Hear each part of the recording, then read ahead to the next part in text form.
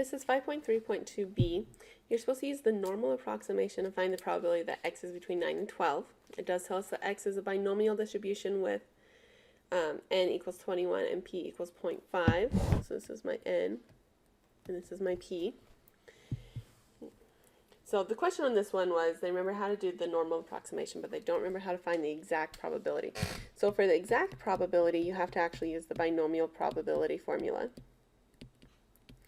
which, to do this, is the probability that x equals some specific number is going to be equal to n choose x, that's our combination formula, times p to the x times 1 minus p to the n minus x. So for the probability that x is between 9 and 12, you're going to have to do the probability that x equals 9 plus the probability that x equals 10 plus the probability that x equals 11 plus the probability that x equals 12. So you're going to have to do each one of these separately in our formula. Okay. So we're going to have, for our first one, is n choose x. So n is 21, so 21 choose 9. Our probability is 0.5, so 0.5 to the x, so 0.5 to the power of 9, and 1 minus 0.5 to the n minus x, so it's going to be 21 minus 9.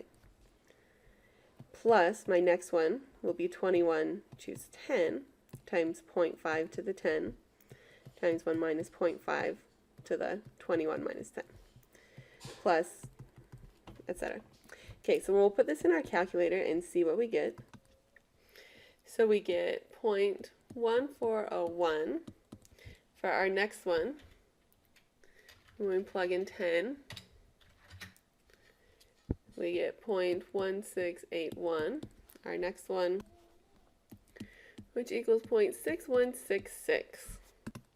So this is the exact binomial probability, and then when you use the normal approximation, that's just an approximation. But if you do it the exact way, you get to see what it should be exactly, so you can see how close your approximation is.